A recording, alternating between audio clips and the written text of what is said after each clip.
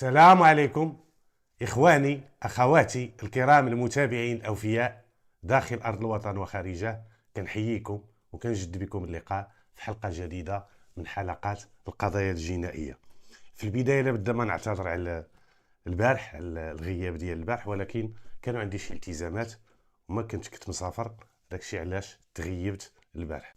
وندوز للحلقة ديال اليوم. الحلقة ديال اليوم غادي حاولت باش نتشاركها معكم، باش نسردها، باش نلقيو الضوء على واحد ظاهرة كاينه عندنا في المجتمع، وكاينين شي ناس كيديروها. ملي غادي نكمل السرد وتعرفوا الحقيقة ديال القضية، غادي توافقوني الرأي وغتقول لي بالطبع في التعليقات ديالكم راه كاينين ناس اللي كيديروا هذه الخدمة هذه. هادشي كان واقع ملي كنت كنزاول في الجهه ديال الغرب. المهم واحد النهار كان جا واحد السيد تكون عنده تقريبا الخمسينات، في الخمسينات، كون عنده ديك 54 55 عام 56 عام. هذا هو اكثر تقدير اللي غيكون عنده في السن ديالو. جا الله بريان على اساس بغى يسجل واحد الشكايه ديال السرقه، وكان واحد الشاف هو اللي كان فيه السيرفيس باش غادي يمشي يشد الشكايه ديالو ويدير المعاينات، حقاش بحال هاد القضايا كتبغي الانتقال العين المكان باش الناس المكلفين بالبحث يديروا المعاينات ديالهم. طبيعه الحال استمع عليه هذاك الشاف اللي كان حييه من هذا المنبر، استمع عليه في واحد محضر اللي هو مفصل، وقال ليه بان راه تسرقوا ليا تقريبا 5 القناطر ديال القمح من واحد البويت كان متكي على الدار ديالو، يعني من الملحقات ديال المسكن ديالو، وعنده الزرب داير على الدار كامله. وسولناه قلنا ليه واش انت تسرق هذا الشيء امتى؟ قال لك البارح بالليل. وقلنا ليه واش ما حسيتي بوالو ما حتى حاجه؟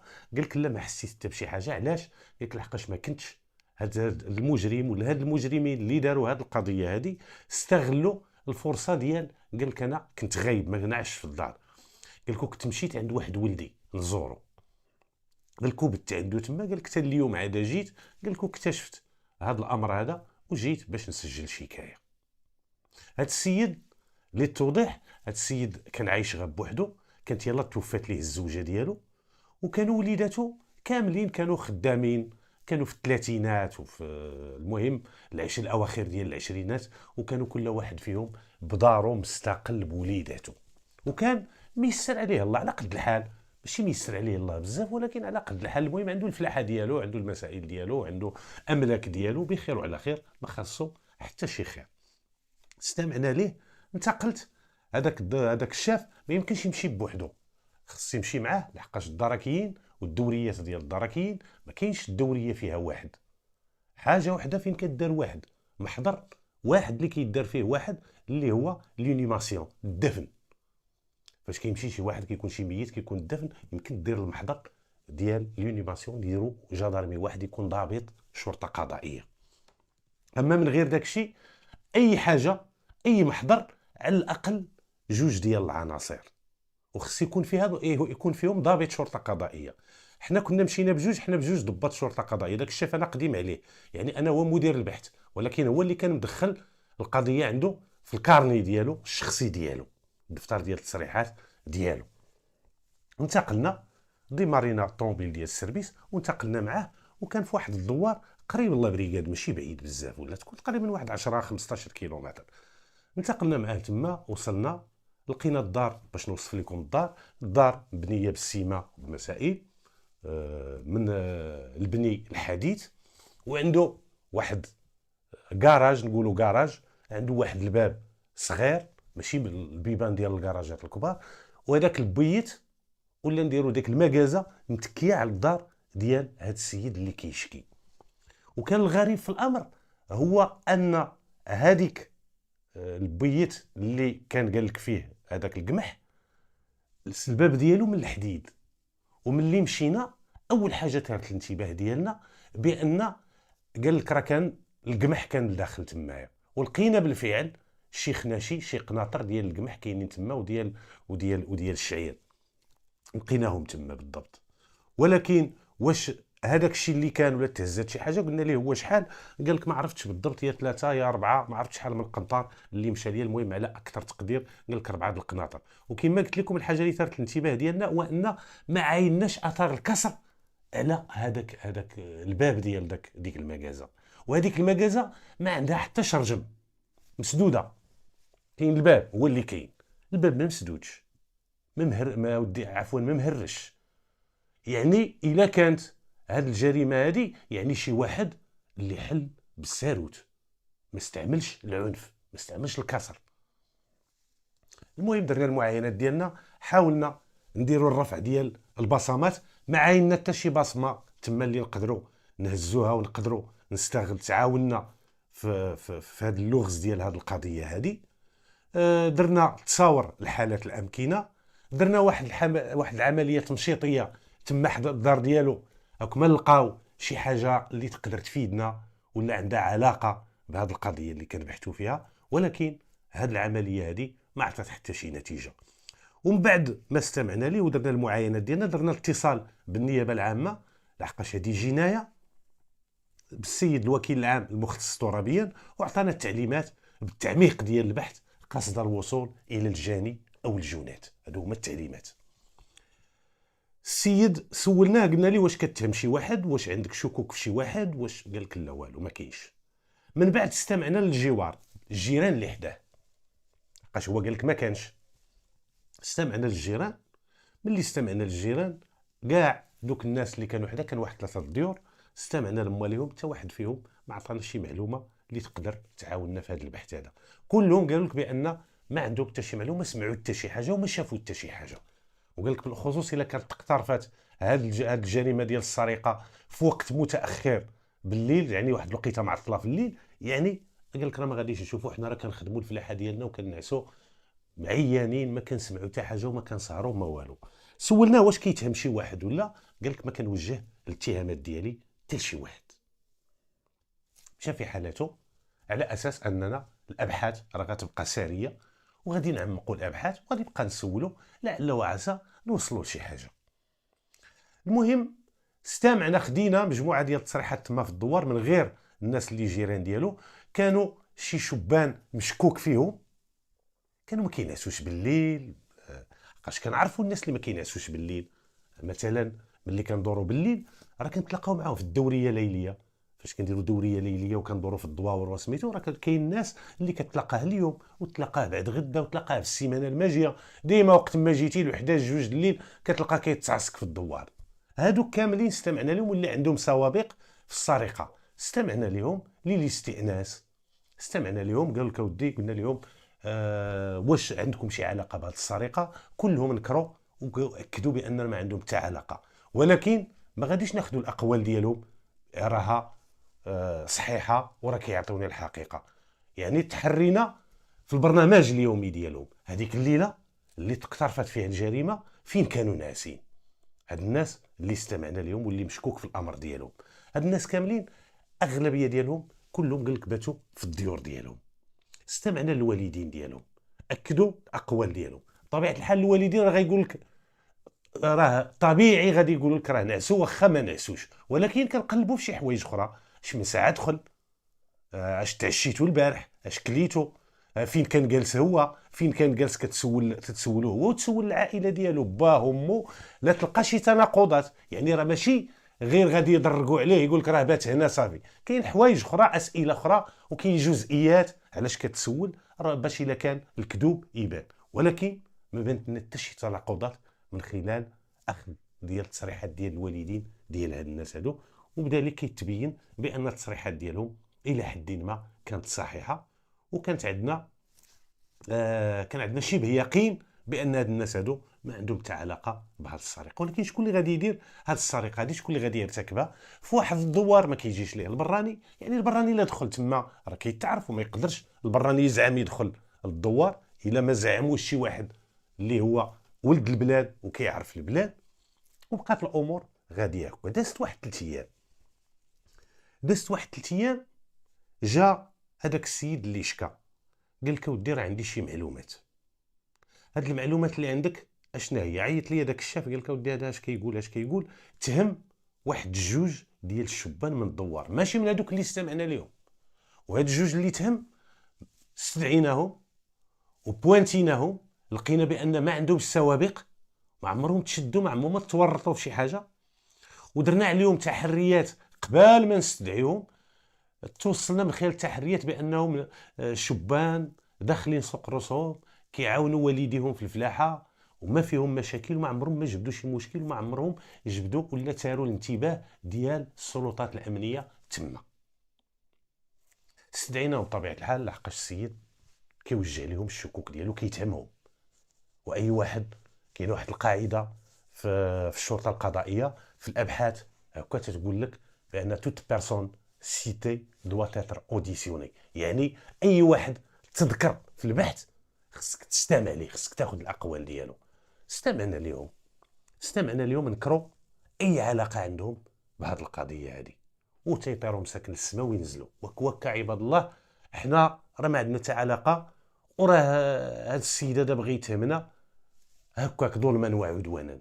علاش بغى يتهمكم هاد السيد؟ قال لك ما عندنا حتى شي حاجه. واش كاين شي عداوه بين والديكم ولا نتوما بين هاد السيد هذا اللي تهمكم؟ قال لك لا. يعني هاد السيد راه خصو يكون عنده دافع باش تهمك، راه ما يمكنش يجي يتهمك هكاك. وهو قلنا ليه واش مثلا عندك شي حاجه، عندك شي معطيات؟ قال لك لا، راه شي ناس اللي قالوا لي وراه ما بغاوش يبينوا راسهم، راه خايفين ينتقموا منهم. هذه هي التوضيحات اللي عطانا. هادوك الدراري استمعنا ليهم كما قلت لكم، نفاو جمله وتفصيله اي علاقه عندهم مع هذه القضيه. حتى هما تحرينا في البرنامج اليومي ديالهم، استعمال الزمن ديالهم، فين كانوا ديك الليله. وكاملين اكدوا بانهم دخلوا للديور ديالهم بكري وبانهم تعشاو. استمعنا للوالدين ديالهم، سولناهم على بعض الجزئيات اللي كانت في الوقيته ديال العشاء. كانت الاجوبه متطابقه بين الدراري وبين الوالدين ديالهم، يعني داكشي اللي كانوا كيقولوا لنا دوك الدراري كان صحيح. درنا اتصال بالنيابه العامه، قال لك التقديم ديالهم في حاله صراحه. مرحبا، علمناهم، قلنا لهم راه كاين التقديم.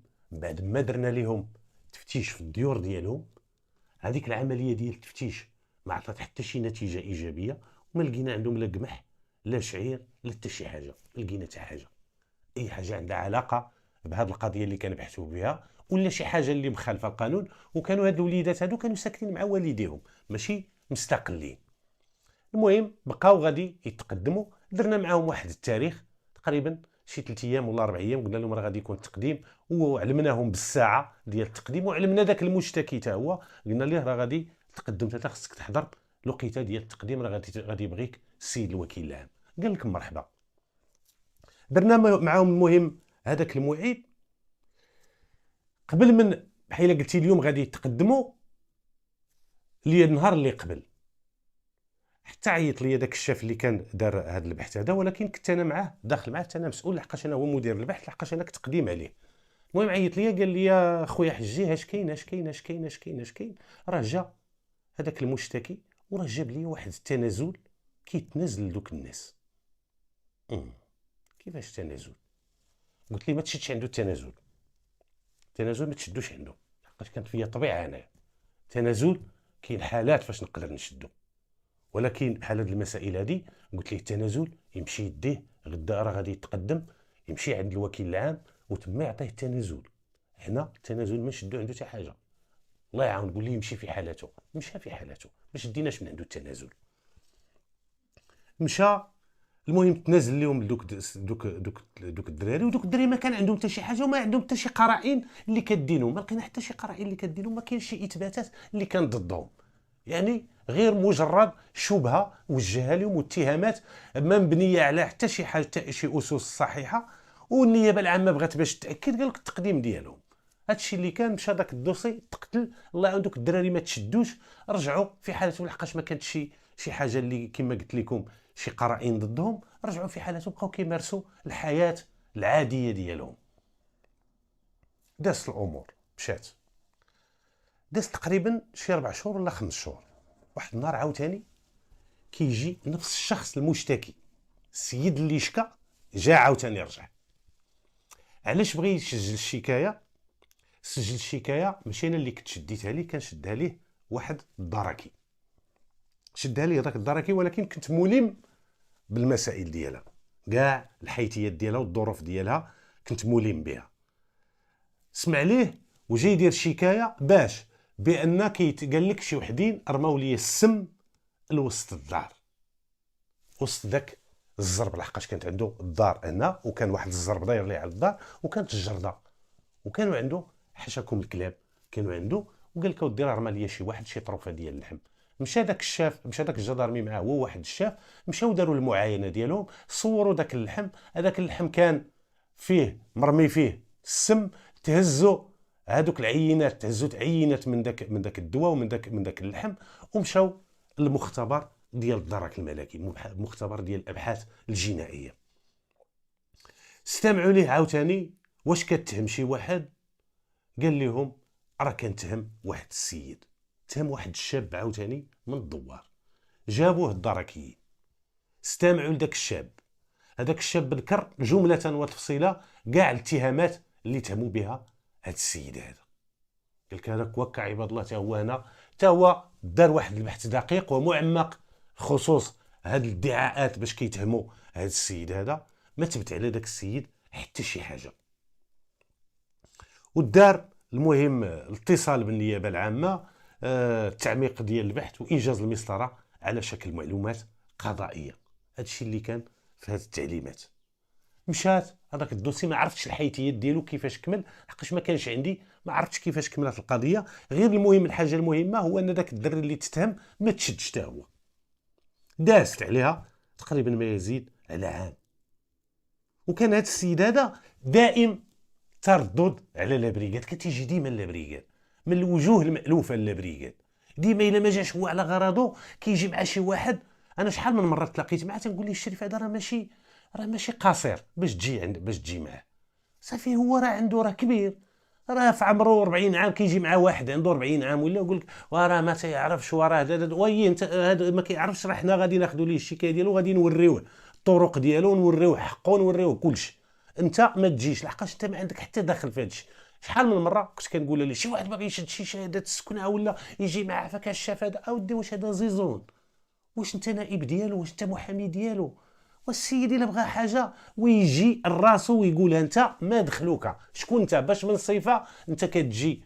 وكنت شحال من مره، لحقاش سبحان الله كاين شي حوايج، كاينين بعض الاشخاص ما كيقبلهملكش خاطرك، ولكن هذاك الشيء باش ما كيقبلهملكش خاطرك تتشوفهم وتتشوف السلوكيات ديالهم ما كيقبلهمش خاطرك، ولكن حنا بحكم المهنه ديالنا ما خصكش هذاك الشيء ياثر عليك، خصك ديما تبقى ملتزم الحياد، وخص الاحترام للجميع وتوقر الجميع، لحقاش داك الشيء ديالك وسميتو ما خصوش يدخل في الخدمه بوحدها، وخصك ترمي اي حاجه غير كان خاطري ما كيرتاحش ليه.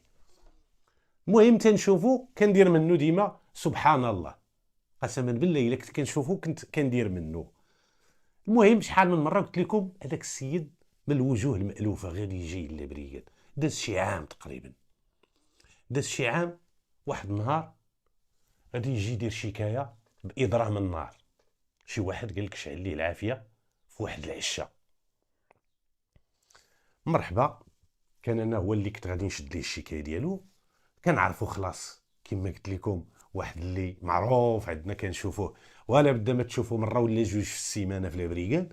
المهم استمعت ليه، قال لك بان راه واحد الزريبه، واحد الحوش ديالو، واحد العشه راه تحرقات، شعل فيها شي واحد العافيه.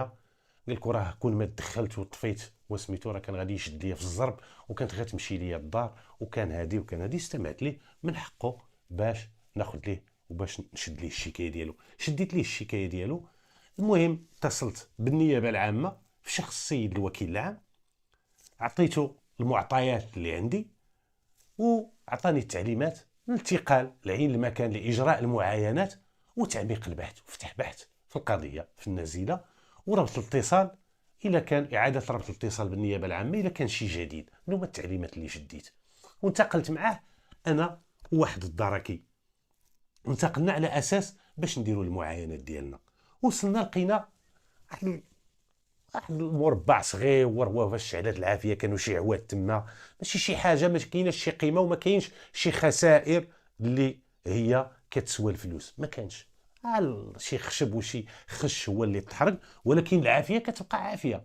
واخا ماشي حتى تكون مثلا تكون الخسائر الماديه والخسائر البشريه عاد نقولوا راها جنايه. راه كاين، راه مازال غادي نعاود لكم واحد القصه ديال واحد السيد دابز مع والديه، وليد دابز مع والديه وشد الفلوس، شدوك الحوايج شعل فيهم العافيه ديالو. قالوا لي كان بداو نكسيو، قلت يعاير فيه با ما بغاش يخدم، شعل العافيه في دوك الحوايج. قال لي هاد الحوايج اللي شريتي ديال الوالد كاع جبدهم من الماريو ديالو شعل فيهم العافيه، ودار به الاب ديالو الشكايه، وطلع ونزل في المحاكم. كل ما تنازل ليه با والله تيغرق، لحقاش العافيه شي حاجه اللي العقوبه ديالها صعيبه، وصعيبه واحد الجنايه صعيبه. يعني الانسان خصو يعرف اش كيدير. راه ماشي حتى تكون الخسائر، راه شعلتي غير شي حاجه واخا ما عندها قيمه راه غادي تعاقب والعقوبه غادي تكون شديده. المهم استمعنا ليه، درنا المعاينات ديالنا، درنا التصاور لديك البلاصه اللي شعلت فيها العافيه، ماشي شي حاجه اللي كثيره. المهم درنا واحد العمليه تمشيطيه تما في الارجاء ديال عين المكان، لعل وعسى نلقاو شي حاجه اللي تقدر تعاوننا في هذا البحث. هذه العمليه ما عطات حتى نتيجه. استمعت ليه قلت ليه واش كتهم شي واحد ولا؟ قال لك ما كنتهم حتى شي واحد، انا غادي نشوف الشيخ، الا وصلت لشي معلومات ولا عرفت شكون راه غادي نجي عندك. مرحبا، ما كاين باس، مشى في حالته. استمعت عاوتاني للجوار، هذوك الجوار ديال دوك الجيران ديالو طابوا معاه مساكن، فين ما كان شي مشكل كنستمعوا ليهم، هما خاطيهم المشاكل وهذا السيد هو اللي طاليهم بالمشاكل ديالو. استمعنا لهم، قال لك ودي ما شفنا حتى شي حاجه. وكان هذاك السيد كانت عنده واحد السمعه ماشي حتى تما في الدوار، وكان غير مقبول غير مرغوب فيه.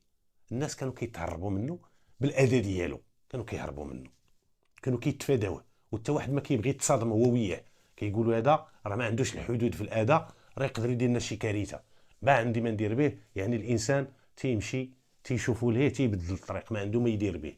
المهم درنا المسائل، استمعنا لدوك الجوار. قال لك ودي كان واحد قالها لي، قال لي السي حجي واش ديما حنا نجيو تستمعوا لينا سميتنا راه كل محضر دير؟ قلنا لهم راه هذا هو اللي كيدير، راه خصنا نستمعوا للجوار، راه ضروره البحث هي اللي كتخلينا، وانتم راه التصريحات ديالكم راه كناخذوها باش تعاوننا، ما عندكم لا ذنب لا حتى حاجه. المهم تفاهموا، عطاو التصريحات ديالهم. التصريحات ديالهم ما كانتش فيها شي معطيات اللي تقدر تفك لنا هذا اللغز هذا، وبقات هذه القضيه عاوتاني ما عندهاش الحل.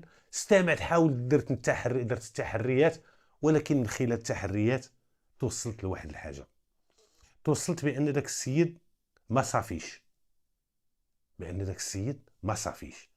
ملي توصلت لهذه المعطيات وهذه المعلومه هذه، يعني غنديرها في راسي وغندير بحسابها وغادي نبحث فيها باش نشوف هذا السيد هذا واش كاينه شي حقيقه كيخزنها من موراه، واش هذا السيد هذا عنده شي حاجه. المهم خصني نكشف الاوراق ديال هذا السيد اللي تيدير ما بغا ويتهم اللي بغا ويخربق ويدير، وحتى واحد ما قدر يحبسو عند حده. وكنت عطيت واحد الوعد، قلت والله هذه القضيه هذه حتى نشوف شكون اللي دايرها، هذه العافيه هذه غادي نعرف شكون اللي دايرها، ما نتفرقش مع مولاها، نشوف شكون هو. واش حنا هذه المشاكل ديما هذا الدوار هذا ديما غاديين اما مسروق اما مرمي السم اما. والتذكير راه فاش رجعت ديك النتيجه ديال ديك الخبره ديال دوك الطروفه ديال اللحم اللي صيفطناهم فيهم الدواء، تبين بالفعل بان ذاك الدواء راه مسموم، راه سم وكيقتل قاتل. يعني هذاك الشيء اللي قال بان راه اللحم فيه السم بالفعل راه السم هذاك. المهم نرجعوا للقضيه ديال اضرام النار. استمعت ليه الغد ذاك النهار نيت فعل عفوا ذاك النهار الله يثبتنا على الشهاده، تنظن الا ما خانتنيش الذاكره ذاك النهار عفوا جا عندي قال لي السي حجر كنتهم واحد السيد راه وصلتني شي خبر بانه هو اللي شعل العافيه. انا عرفتو كي لقيت التهم هكا قلت لي شوف ما يمكنش غادي تقول لي هذاك السيد هو اللي دار ليا، اعطيني علاش ذاك السيد، ما تجيش وتقول لي ذاك السيد، راه غتقول لي ذاك السيد ما عطيتش معطيات، انا غادي نمشي عند ذاك السيد يقول لي ماشي انا، نعيط للوكيل العام نقول لي هذا السيد هذا راه كيتهم عباد الله وراه ما كاين حتى دليل عليهم. صافي ذاك السيد غيمشي، قلت لي اعطيني دليل، اعطيني شي حاجه علاش غتهموه، علاش ارتكزتي باش تهم هذا الوليد هذا، اما غير بقات الادعاءات ديالك تجبدهم من راسك وترميهم على بنادم، لا راه خاص شي حاجه علاش ترتكز. قال لك واه شي ناس ما بغاوش يقولوا ليا وهذه وهذه وهذه. قلت ليه لا الشريف، غادي تقول لي الا قال لك شي واحد بان راه عنده شي معلومات ولا شاف هذا السيد شعل العافيه، خصك تعطيني سميتو باش الا بغيتي هذا السيد نشدوه. راه خص واحد اللي يشهد فيه. انت كتقول قالوا لك الناس، ومادام قالوا لك الناس راه شافوا. واعطيني السميه ديالك هو تنتشاور مع الناس. قلت له سير تتشاور مع الناس وعاود رجع. الغد ليه الصباح رجع قال لك راه تشاورت مع واحد من دوك الناس، راه قال لي نشهد. قلت ليه مرحبا. استمعت ليه عاوتاني في واحد التصريح بان راه التقيت واحد السيد ها سميتو في الدوار، وراه قال لي هذيك العافيه اللي شعلات لك في داك الزرب ديالك وفي داك العشه اللي كانت عندك تما، راه فلان اللي هو ولد فلان اللي من الدوار هو اللي شعلها، وراه قال لك بان راه شافوا فلان. استمعت ليه من حقه، درت الاتصال بالنيابه العامه. قال لك الاستدعاء ديال هذاك سيروا جيبوه واستمعوا ليه وشوفوا النتيجه ديال البحث. هذاك الشيء اللي درت. انتقلت لعنده، مشيت للدار، لقيت الوالده ديالو هي اللي لقيت. لميمه السلام بخير لاباس ولدي بخير هانيه. قلت لها مول الدار فينا هو؟ قالت لي وليدي راه في الفلاحه، راهما في فداد الفلاحه تيفلحوا. قلت لها الله يجازيك بخير، فلان اش كيجي؟ قالت لك راه ولدي. قلت لها عافاك اما صيفطي ليه. قلت لها شحال عنده؟ قالت لك ودي راه عنده شي 24 عام يعني رشيد. قلت لها صيفط ليه شي واحد بغيناه ضروري. قالت لك صافي انا غادي نصيفط ليه. صيفطات لي واحد البنيوته كانت تكون عندها تقريبا شي 8 سنين 9 سنين، اختو الصغيره. مشات مسكينه كتجري، قالت لنا ديك السيده جلسوا هو غادي يجي مول الدار، راه حتى هو نعمر لكم حتى. قلنا لها لا زربانين لا راه غادي نمشيو غير الوليد الله يجازيك بخير نسولوا على شي واش هانيه ماش هانيه. تشوشات مسكينه الله يكون في العوان. قلنا لها غنسولوا على شي حاجه، غادي نشوفوا اشنا هو الجواب ديالها علاش ما علاش. قلت لها المهم تيجي راه غادي تعرفي كلشي. المهم واحد 4 ساعات ولو ساعه جا هذاك الدري كان لابس مسكين البوط، هاز واحد الصابه فوق كتافو وجاي. هذاك الوليد ما عنده بوانتيناه، ما عنده لا سوابق، عمرو كان موضوع ديال شي شكايه، عمرو ما كان موضوع بحث ديال شي موضوع بحث قضائي، كان عنده حتى شي حاجه. كان الانسان هذاك الوليد معروف تيعاون باه ومرضي الوالدين، دخل سوق راسو، ما فيه تابليه حتى حاجه، خاطيه المشاكل. وكان باه عنده الاراضي وكانت عنده الفلاحه، كان ميسر عليه الله، وكان تيتعاون مع باه، وكان هو الدراع اليمن ديال الاب ديالو. استمعنا ليه، سولناه واش عندك شي عداوه مع فلان؟ قال لك لا ما عنديش عداوه معاه، ما عمري دابست معاه. قال لك هذاك كيهكا؟ قال لي بالضبط. قال لك هذاك راه جلاخه، راه كنعطيوها الشاف التيساع هذاك جداني ليه. قال لكم ما قدي ما قدو، هنا ما بيني وبينه الخير والاحسان. قلنا له ودي راه دابا غادي تمشي معنا الله بريقاد باش تجاوبنا، عقاش تيتهمك بانك واش سمعتي واحد العافيه شعلات. قال لك ودي سمعت شي عافيه وسميتو شي حاجه قليله. قال لك ولكن ما في راسي حتى شي حاجه. قلنا له راه انت اللي كيتهم، يلا باش تمشي معنا لاكارت ديالك. قال لك نجيبها من الدار. قلنا ليه جيبها. جابها دخل الدار، جاب لاكارت ديالو، بدل حويجاتو وركب معنا في الطوموبيل ديال السيرفيس. وكان انسان واحد الوليد مسالم ومربي ومخلق. مشى معنا، فتحنا معاه بحث. تيقول لك وكك عباد الله انا ما عندي حتى علاقه بهذه القضيه هذه. قلنا ليه ودي هادشي هالليله فاش ترتكب وهالليله فاش شعلات العافيه غادي تقول لنا فين كنتي في هذه الوقيته هذه. قال لك مرحبا، انا غادي نقول فين كنت هذيك الوقيته. قال لك هذيك الوقيته كنت في دارنا. قال لك انا راه كنفيق مع 5 ونص 6. قال لك ورا النهار كامل وانا في الفلاحه. قال لك راه حتى الماكله كيجيبوها لي مالين الدار للفلاحه. قال لك راه كيوصل المغرب العشاء، قال لك راه ما كنقدرش نصبر كنعس.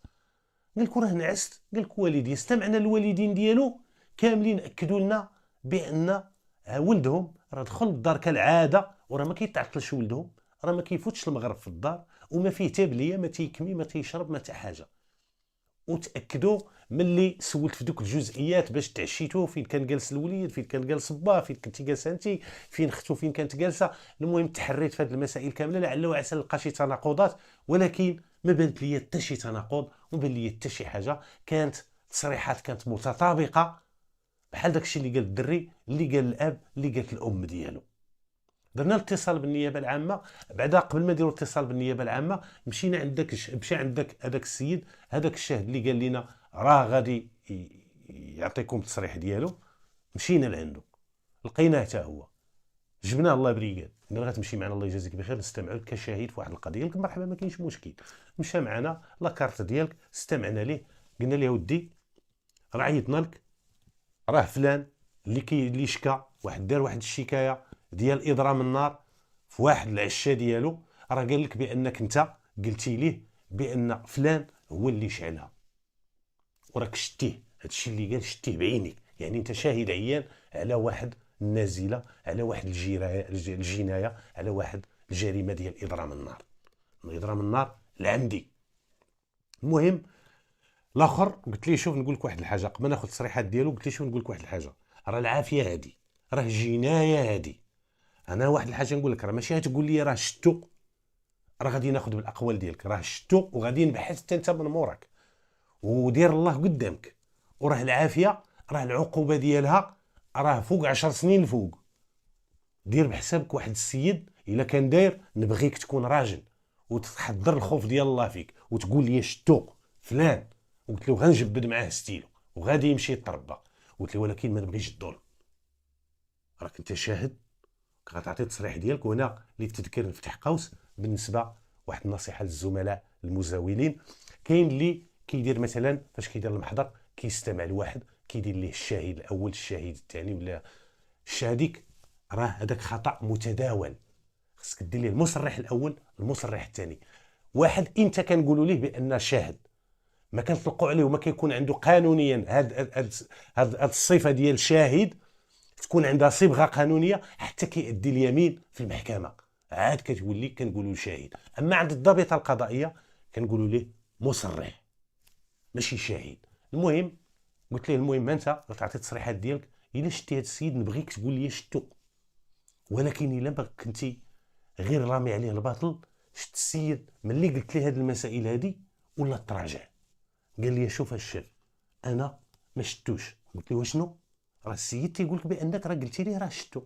قال لك لا ما شتوش، انا راه غتلاقيت معاه كان دايز في الشارع تما اش من ساعه وقال لك جوايه العشاء قلت له هادشي راه ما وقع حتى 12 د الليل ولا قال لك السيد عاد وقع، راه ماشي هو بوحدو قال لك انا شتو غادي يلزم الزنقه ولا بغا يتنصل من ديك الشهاده. خصوصا ملي هضرت معاه وقلت له حضر الله وحضر الضمير ديالك، راه حشومه تهم شي واحد، ولكن الا كان داير نبغيك تكون راجل وتواجهه وتقول ليه شفتك ملي شعلتي العافيه.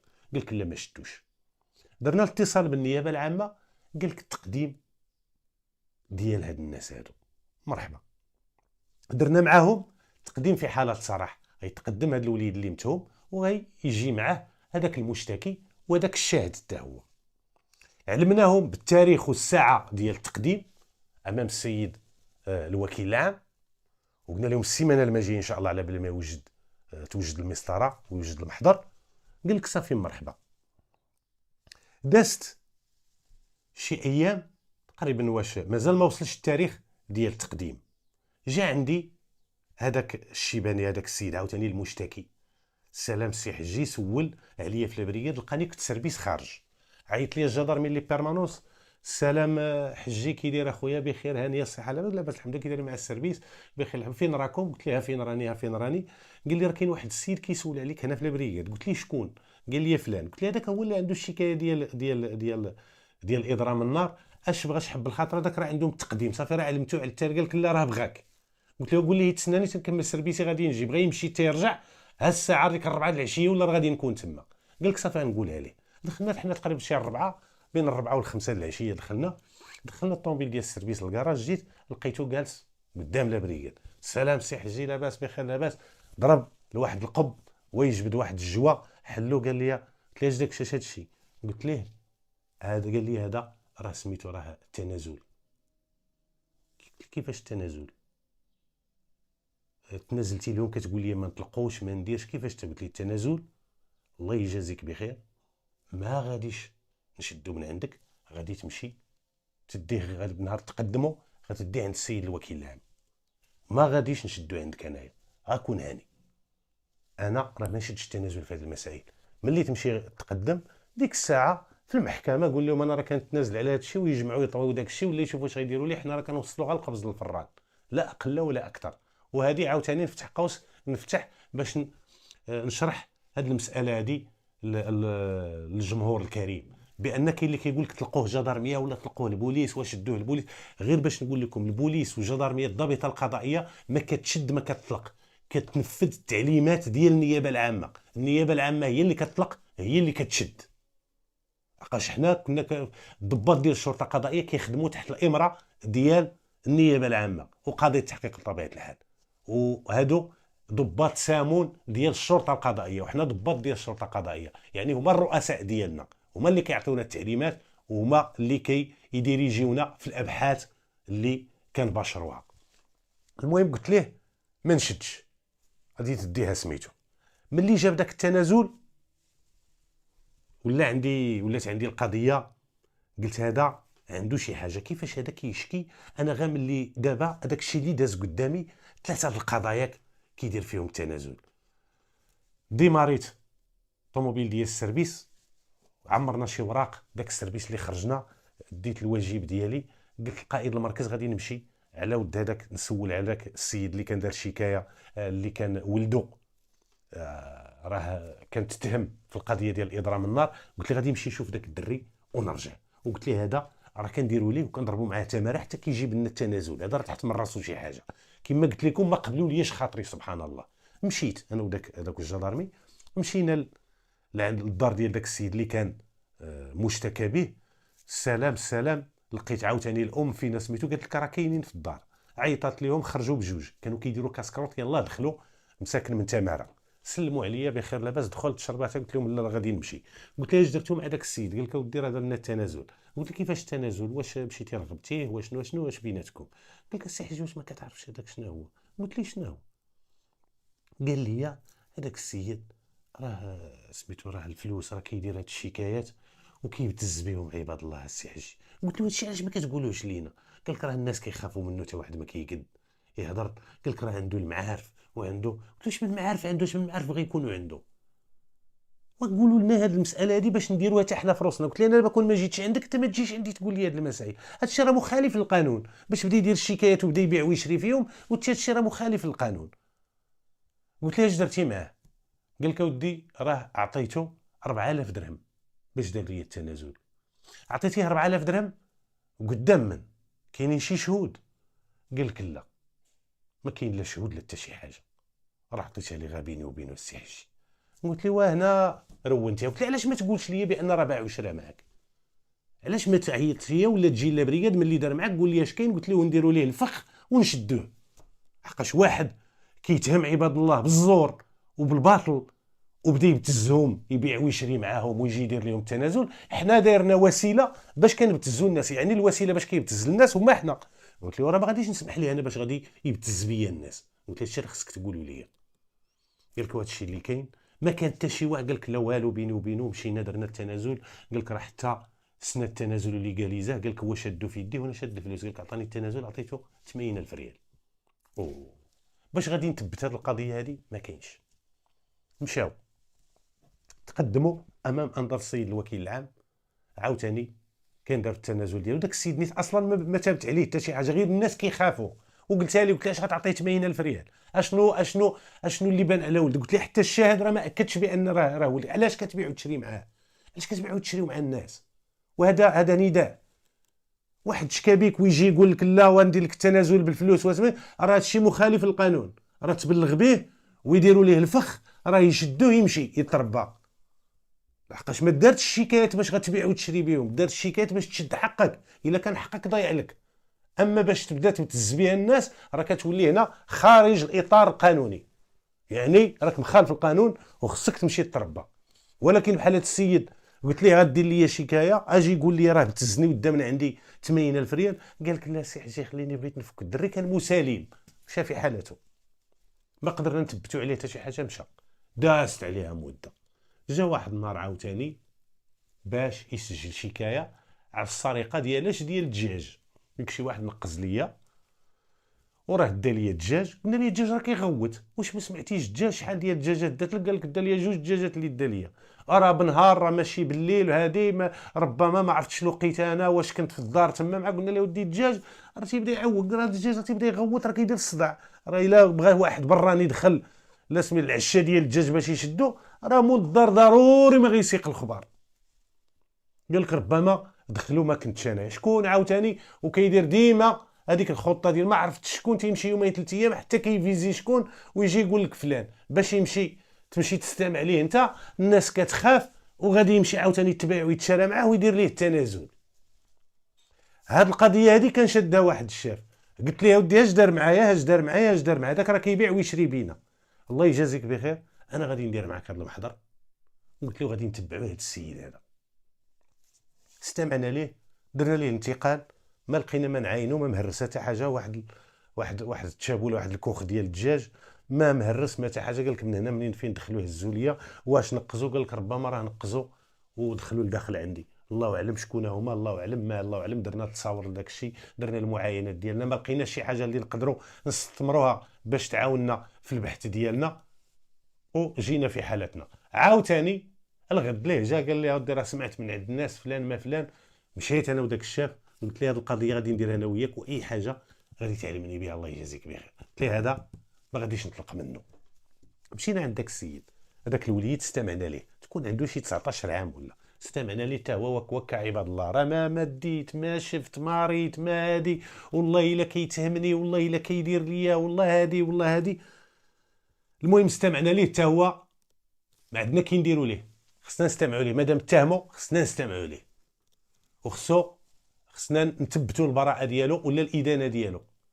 البراءه ديالو استمعنا ليه بخصوص استعمال الزمن ديالو، لومبلوا دي طون ديالو. ملي استمعنا ليه عاوتاني تحرينا مع الاصدقاء ديالو، فين كنتي لحقاش هذا؟ قال لك ما عرفت واش الصباح واش العشيه واش بنهار.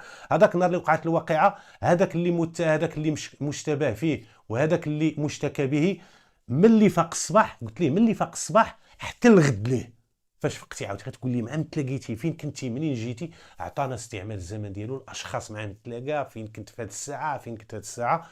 ديمارينا الطوموبيل السيرفيس وسير عند هذا سير عند هذا، كاع دوك الناس اللي ذكرهم استمعنا لهم. عاوتاني كاين تطابق، ما كاين حتى شي تناقضات بيناتهم. يعني هذا السيد داكشي اللي قالنا داك الوليد كاين، ما يمكنش غادي يتفق مع هذا ويتفق مع هذا ويتفق مع هذا خصوصا انه هو ما كانش في راسو غادي يتهموا السيد. يلاه كيتهموا جينا قلنا له يلاه تمشي معنا، جبناه استمعنا ليه.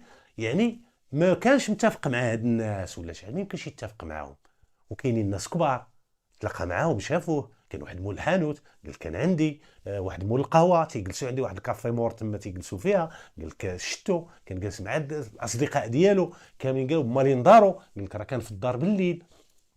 يعني ما لقيناش عليه شي كذوب، ما خرجنا ما بيناش عليه شي كذوب. درنا الاتصال قال لك سيدي لحقاش كانت سرقه عاديه، قال لك غادي ديروا القضيه على شكل معلومات قضائيه. ملي دارت القضيه على شكل معلومات قضائيه، شديت الاب ديال داك الوليد قلت ليه هكا التليفون ديالي، قلت ليه هذا اللي شاكي بولدك، قلت ليه الا جا وبغى يدير معاك البيع والشراء انا مزوق فيك. ما عيط ليا، علمني ما تعطيه فلوس ما تعطيه حتى حاجه حتى تقول لي. قال لي صافي السي حجي مرحبا. دازت عاوتاني شي 5 ايام ولا 6 ايام، واحد النهار كيصوني، كانوا ديك الساعه باقيين لي تيلي بوتيك، واحد النمره ديال الفيكس من تيلي بوتيك من المنطقه تما فين كنت خدام. جاوبت السلام، لقيت داك السيد. انا السي حجي هذا اللي كانت عندي الشكايه اللي تهم ولدي تهموا هذاك السيد وهادي. مرحبا. قال لك راه تلاقيت مع داك السيد وراه جا عندي قال لي راه ولدك راه غنتبعوه ونخسر عليه الفلوس الحبس السي حجي، وراه كيهددني وكيدير ليا. قلت لي دابا علاش كيهددك؟ قلت له واش الحبس في يديه؟ واش السوارد ديال الحبس عنده؟ قلت له واش هو اللي كيصيفط للحبس؟ قلت لي انا وراه ما عنديش، القانون ما كيخوليش، راه المحكمه والقضاء هو اللي كيصيفط للحبس، ما كاينش شي واحد اللي كيصيفط للحبس. قلت لي ما عنده ما يهدد فيك. قلت له شنو؟ قلت لي دابا علاش بغى يوصل ملي كيهددك هكا؟ ياك دار القضيه ديالو ما خصو يهددك ما حتى حاجه، كاين المحكمه بيناتكم، راه دار القانون ديالو خصو يتسنى القانون ديالو ويتبع القانون. قال لي ودي راه طلب لي شي فلوس، قال لي بغيت التنازل، وانا راه ولدي صغير راه يمشي يضيع عليا ويوسخ ليا ولدي، يوليو عنده السوابق وعنده. قلت له واش درتي معاه؟ قال لي ودي راه طلب لي واحد 50,000 ريال باش يتنازل ليا. قلت له مرحبا. قلت لي غادي تجي عندي لا بريغاد دابا. جا عندي لا بريغاد حتى تفاهمت انا وياه، وعطاني اش قال ليه، راه تيبتزو في الفلوس ولا نغرق لك ولدك ولا ندير لك. وقال لي هادشي راه كيديروا مع الناس كاملين، وراه هادشي راه معروف عليه، وراه هذه هي خدمته، راه قبال ما تجي السي حجي راه شحال من واحد راه طيب ولاد الدوار. قلت ليه شكون اللي؟ قال لك اودي راه كاين فلان وكاين فلان وكاين فلان. مشيت كنسول في دوك الناس، قال لك اودي راه كاملين، كاين شكابي ناضوا من وعدوان ودا الشاف، وراه ما تنبغيو مشاكل، ما كنبغيو صداع، كتجي الضربه في الفلوس كنعطيوه كيدير لنا التنازل، راه هذيك هي طبيعته. يعني واحد 7 ولا 8 الناس اللي تعطوني السميات ديالهم، مشيت سولت تحريت لقيته بان راه كيبيع ويشري بالشكايات، يعني داير الشكايات وسيله باش يبتز عباد الله. درت الاتصال بالنيابه العامه، قال لك غادي ديروا ليه كمين باش تثبتوا عليه. قلت لهم مرحبا. هذاك السيد بقيت معاه على الاتصال، دار معاه لقيته فاش غيعطيه الفلوس، وكان دار معاه غيعطيه الفلوس في واحد البلاصه حدا لابريكاد فين كانت الجماعه، لحقاش كانت لابريكاد قريبه للجماعه، غادي يمشيو يليغاليزيو تما. قلت ليه ملي يليغاليزيو لك انا غاعلمني. قلت ليه ملي تجيو للجماعه، قلت له راه غادي نترصدوه من البعيد بلا ما يشوفنا. قال لك صافي السي حجي. دخلوا للجماعه، حنا بقينا بعاد ومتخفين في الزي المدني ومدرقين ما كيشوفناش. دخلوا، قال لك ملي تشوفنا خارجين راه قدام الباب غادي نعطيه. بالفعل كيبانوا لنا قدام الباب. السيد عطى الاخر التنازل، الاخر شد الفلوس بدا يحسب فيها، كيحسب في ديك الفلوس. وقفنا عليه في البلاصه هذيك القضيه عايناها بعينينا، كنشوف بان راه عطاه الفلوس. شدينا. وكانت قضيه اخرى كان عندي، هادوك الفلوس اللي قال ليه باش يعطيهم لي ديك 50,000 ريال، مشيت صورتها درت ليها فوتوكوبي.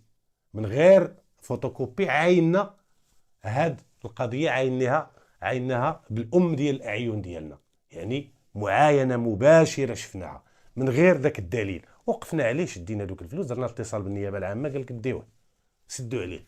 درنا المقارنه بين النيميرو السيري ديال ديك الفلوس ودنيس الفلوس اللي تعطاه متطابقه، يعني الفلوس ديال داك السيد ماشي ديالك. واخا درتيها في الجيب حنا شفناك ملي شدينا، ولكن ملي وقفنا عندك كنتي دخلتيها في الجيب.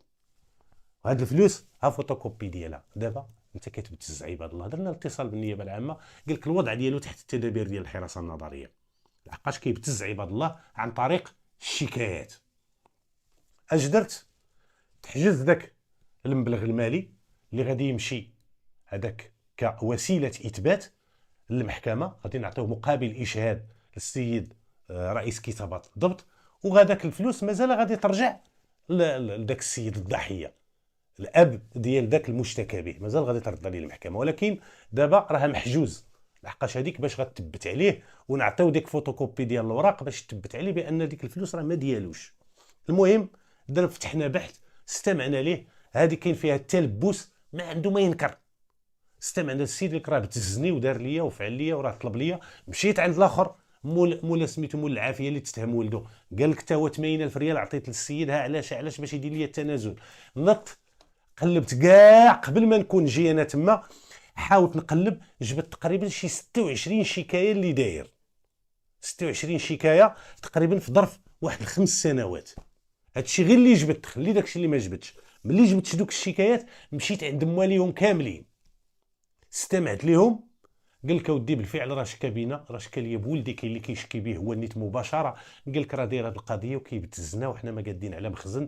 انسان تيكون ما عارفش وتيكون تيستغل الجهل ديالو بالقانون صافي وكيلعب بهم. هو مولف المحاكم وكيلعب بالناس وكيدي لهم فلوسهم وعايش بداك الابتزاز ديالو، رغم انه ما كانش مخصوص. غير الانسان ملي كيكون ما كيكونش فيه خوف الله والانسان كيكون طاغيه، راه هذا هو النموذج وهذا هو الصنف. بحال هذا السيد اللي كنعاود لكم، جبت دوك المحاضر كامله، جبتها كامله ودرت ليها فوتوكوبيات لي كوبي ديالهم، واستمعت لمواليهم كاملين اكدوا لي بان راه تباع وتشرى معاه، راه دار لهم تنازل مقابل مبلغ مالي. جمعت دوك المحاضر، هادوك التصريحات ديال الناس كاملين، ودرنا ليه واحد المسطره على حقه وطريقه. ملي كملت المده القانونيه ديال الحراسه النظريه، بطبيعه الحال قدمناه امام المحكمه، مديناه للنيابه العامه.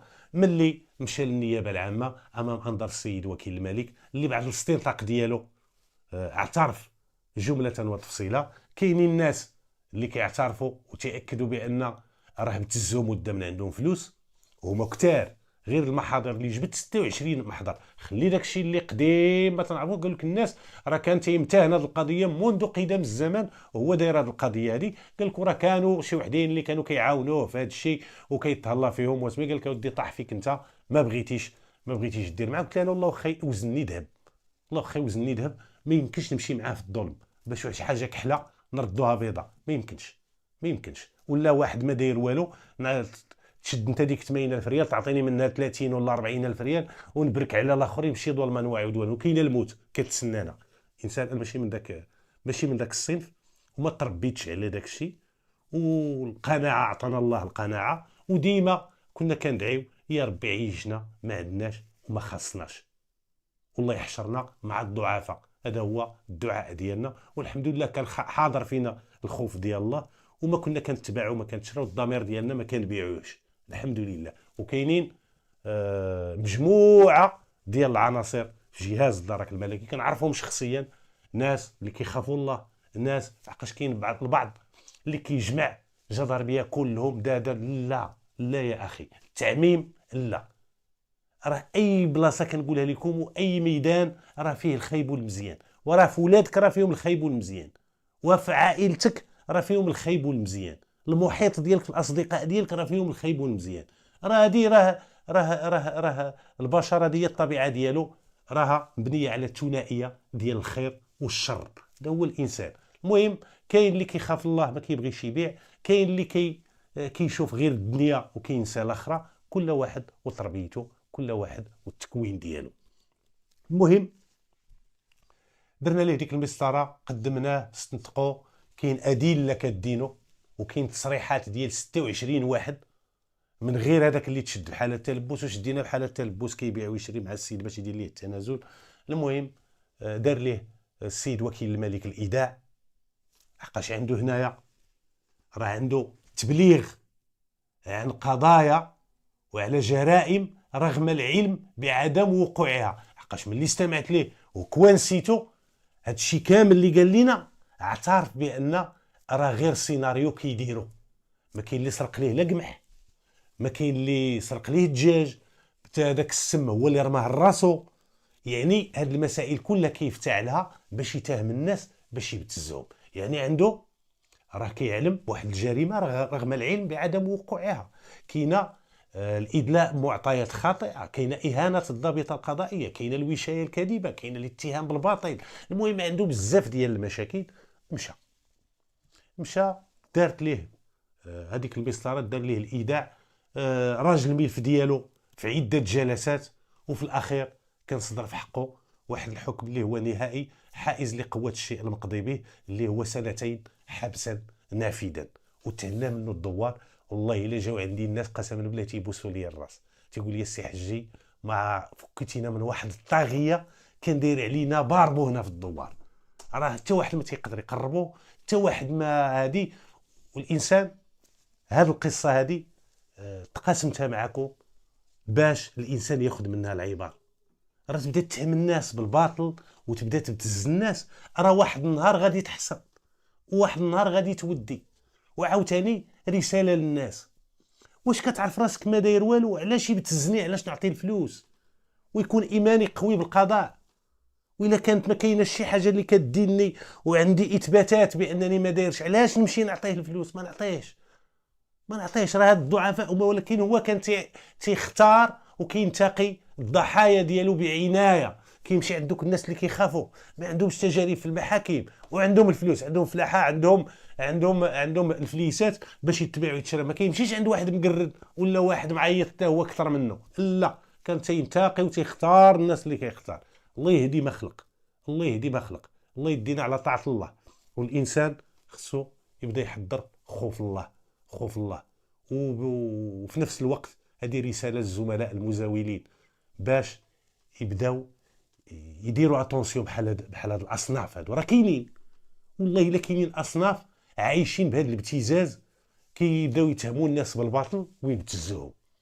والانسان ملي تعرف راه داير هكا خصك تحرى وخصك تتبعو حتى تكوانسيه باش تهني منه الناس ديال الدوار. الحمد لله دعاو معنا الناس والحمد لله وضعنا حد بفضل الله سبحانه وتعالى، ثم بفضل المجهودات ديالنا وبالمساعده ديال دوك الناس تمكننا باش نديروا حد لهذه السلوكيات ديال هذا السيد هذا. في الختام نتمنى نكون توفقت في السرد ديال هذه القضيه، نتمنى نكون عند حسن الظن ديالكم. ومره اخرى كنغتنم الفرصه باش نشكر المتابعين والمتابعات الكرام اللي عندهم غيره على القناه وكيساهموا في التقدم ديالها. شكرا والف شكر والف شكر. ومره اخرى نغتنم الفرصه باش نرحب بالمنخرطين الجدد اللي ولاو من العائله الكبيره ديالنا بالاحضان. مرحبا بكم بيناتنا. وفي الختام اترككم في حفظ الله ورعايته والى حلقتي القادمه ان شاء الله.